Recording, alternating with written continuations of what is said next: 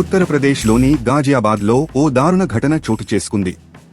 హైవేపై milk ట్యాంకర్ను వెనుక నుంచి వచ్చిన మరో వాహనం ఢీకొట్టింది. ఈ ప్రమాదంలో ట్యాంకర్ డ్రైవర్ అక్కడికక్కడే మృతి చెందాడు. అయితే స్థానికులు మానవత్వాన్ని మరిచారు.